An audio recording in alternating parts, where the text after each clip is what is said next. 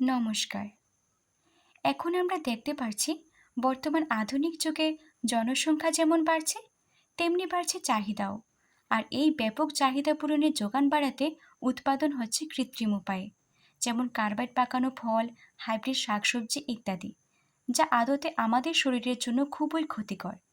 আর এজন্যই কৃষিকাজে অগ্রগতি হয়ে দাঁড়াচ্ছে জৈব কৃষি বা অর্গানিক ফার্মিং, যার মানে হচ্ছে কোনো রকম কৃত্রিম ও রাসায়নিক পদার্থ ব্যবহার না করে জৈব পন্থা অবলম্বন করে চাষবাস করা, এর ফলন বৃদ্ধি করা, যার প্রকৃত ভিত নির্ভর করে মূলত প্রাকৃতিক উপায়ে তৈরি করা সারের উপরে। এইসব কথা মাথায় রেখেই আমরা ত্রিপুরা কৃষি কলেজের তৃতীয় বর্ষের ছাত্রছাত্রীরা মিলে কলেজের উদ্যোগে এবং আমাদের শিক্ষকের নির্দেশনায় কলেজের ফার্মে জৈবিক উপায়ে কেঁচো সার তৈরি করার প্রয়াস শুরু করি। এই ভিডিওতে কিভাবে আমরা কেঁচো সার বা ভার্মিকম্পোস্ট তৈরি করেছি সেটার পদ্ধতি নিয়ে আলোচনা করব। পদ্ধতিতে যাওয়ার আগে বলে রাখি, বিশেষ প্রজাতির কেঁচো ব্যবহার করে কোনো উদ্ভিদ বা প্রাণীর বর্জ্যকে প্রক্রিয়াজাতকরণের পর যে সার পাওয়া যায় তাই কেঁচো সার বা ভার্মিকম্পোস্ট। মূলত জৈব পদার্থ খাওয়ার পর কেঁচো যে মলত্যাগ করে তাই ভার্মিকম্পোস্ট। চলুন আমরা তার প্রক্রিয়া সম্বন্ধে আলোচনা করি। প্রথমে আমরা ভার্মিকম্পোস্ট পিটে পড়ে থাকা আগে ব্যবহৃত ধানের তুষগুলোকে সরিয়ে নিই। তারপর কম্পোস্ট পিটটাকে ভালো করে পরিষ্কার করি। পরিষ্কার করার পর কীটনাশক ক্লোরপাইরিফস পিটের চারদিকে প্রয়োগ করি, যাতে পিঁপড়ে বা অন্য কোনো কীটপতঙ্গ না আসে। তারপর প্রথম লেয়ার বা প্রলেপ হিসাবে ধানের তুষ ব্যবহার করি, যেটা কেঁচোর ব্যাট বা বিছানা হিসাবে কাজ করবে। এই তুষগুলোকে সমানভাবে পুরো পিঠে ছড়িয়ে দিতে হবে। তারপর পিঠের বাইরে থাকা ছোট ভার্মি ওয়াশ কালেক্টরকে জল দিয়ে পরিষ্কার করতে হবে। আমরা এতে কলা গাছকে প্রধান উপাদান হিসেবে ব্যবহার করি এবং সংগ্রহ করি।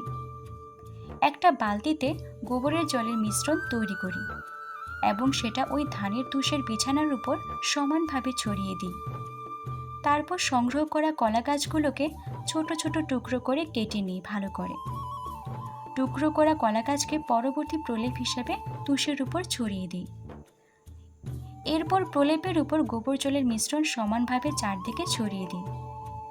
এইভাবে 4 থেকে 5 দিন পর পর কলা গাছের ছোট টুকরো করি এবং সেটা নিয়ে গিয়ে প্রলেপ দিই। হালকা জল পিঠের উপর দিতে হবে, তারপর আবার তাতে গোবরের জলের মিশ্রণ ছড়িয়ে দিতে হবে। এই প্রক্রিয়া চলতে থাকবে যতদিন না পর্যন্ত কম্পোস্ট পিট প্রায় পরিপূর্ণ হবে। মূলত 7 থেকে 8টা প্রলেপ দেওয়া উচিত। তারপর ধানের তুষ দিতে হবে হালকা করে। এরপর ভালো জাতের কেঁচো আনতে হবে প্রয়োগ করার জন্য। কেঁচোগুলিতে ভালোভাবে উপরে ছড়িয়ে দিতে হবে। পরিশেষে পিঠটিকে আবার গোবর জলের মিশ্রণ দিয়ে ছড়িয়ে দিতে হবে।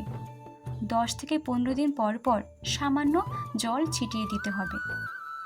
তারপর ভার্মি ওয়াশ সংগ্রহ করতে হবে। এই পদ্ধতি অনুসরণ করলে 2 থেকে 3 মাস পর ভালো মানের কেঁচো সার পাওয়া যাবে। শেষে উপকারিতা হিসেবে বলা যায়, কেঁচো সারের পুষ্টির পরিমাণ সাধারণ কম্পোস্টের তুলনায় বেশি হয়। ফসলের ফলন প্রায় 15 থেকে 20% বৃদ্ধি পায়। এর ব্যবহারে ক্ষেতের উর্বরতা বাড়ে, মাটির শারীরিক গঠন পরিবর্তন করে এবং এর জলধারণ ক্ষমতাও বৃদ্ধি করে। সুতরাং একথা বলা যেতেই পারে, জৈবিক কৃষিতে বা চাষে কেঁচো সারের গুরুত্ব অপরিসীম।